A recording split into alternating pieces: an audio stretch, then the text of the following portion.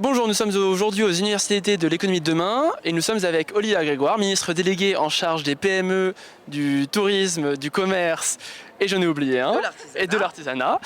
Vous étiez avant secrétaire d'État à l'économie sociale et solidaire, la prise de poste se passe bien? Tout se passe très bien et les postes changent, mais je reste fidèle aux universités de l'économie de demain.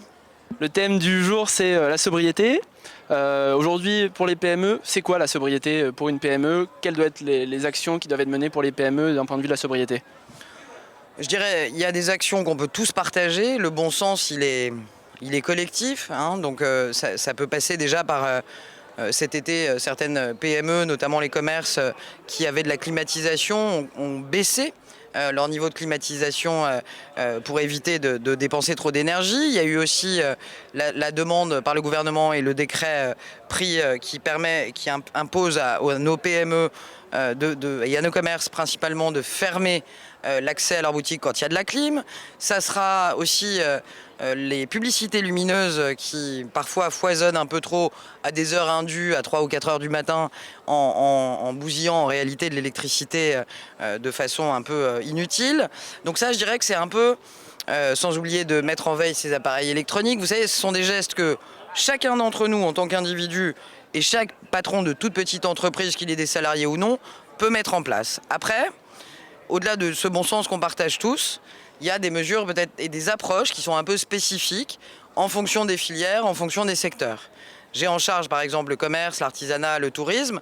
Il y a des mesures qui sont très convergentes entre les trois écosystèmes et il y en a d'autres qui seront plus spécifiques au tourisme ou au commerce. Et donc on a demandé, sur bien sûr l'impulsion de la Première ministre, on a demandé avec Agnès Pannier-Runacher à chaque filière, comme on dit, de revenir vers nous avec des propositions, là, dans quelques jours, au mois de septembre, pour que, au-delà des gestes de bon sens collectifs, on puisse renforcer, filière par filière, économie par économie, la baisse de la consommation d'énergie.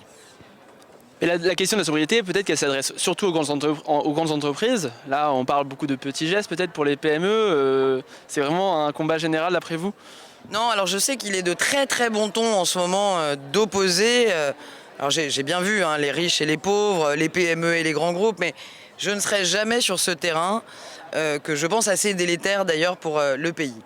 Globalement, les entreprises consomment à peu près 70% de l'électricité, de l'énergie. Le reste, c'est les ménages. Bon. Il y a bien sûr des industries, par exemple, qui consomment beaucoup, mais vous savez, il ne faut pas être stigmatisant parce que ces industries qui consomment beaucoup, je pense à l'industrie du verre, par exemple, sont aussi des industries qui font vivre des bassins d'emploi, des dizaines de TPE et de PME en sous-traitance. Et donc, les choses pourraient paraître simples, mais en réalité, elles sont beaucoup plus compliquées. Il n'y a pas les gros qui consomment beaucoup et les petits qui ne consomment pas.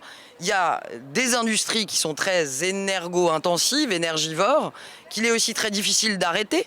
Ça, c'est un vrai sujet. C'est-à-dire que quand vous avez des fours, par exemple sur le verre ou sur certaines industries, c'est très compliqué d'arrêter ces fours. Donc, on doit raisonner filière par filière.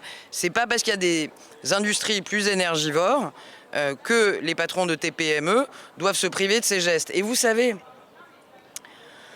du bon sens avant toute chose.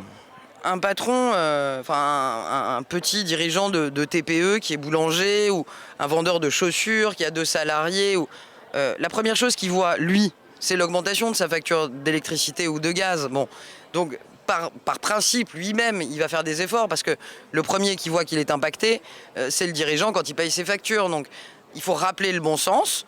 Et certainement pas, c'est pas le sens de votre question, mais ça peut être la tentation de certains, chercher à opposer des petites boîtes et des grandes boîtes, sachant que dans 100% des cas, elles travaillent les unes avec les autres. Et donc, dernière question, là vous allez réunir les acteurs des PME pour élaborer une feuille de route pour réduire justement de 10% les consommations générales, c'est ça? C'est ça le programme du mois de septembre? C'est une toute petite partie du programme du mois de septembre, mais ça fait partie du programme du mois de septembre. Et je veux aussi rappeler que nous n'avons, enfin en tout cas le commerce, la distribution, n'a pas forcément attendu qu'on se revoie fin septembre et qui nous présentent leur feuille de route pour commencer à prendre un certain nombre de mesures, notamment dans les surfaces et les centres commerciaux. Donc il y a déjà des trucs qui sont en cours, qui sont en train d'être développés en faveur de plus de sobriété. Il va sûrement falloir aller plus vite et plus fort. Et donc c'est pour ça qu'on se réunit à nouveau en septembre et qu'on se réunira très régulièrement pour qu'ils nous expliquent comment est-ce qu'ils parviennent à atteindre ces 10% de baisse de consommation. Je vous remercie. Merci à vous. Et on continue à suivre ces universités d'été de l'économie de demain. Merci. Merci.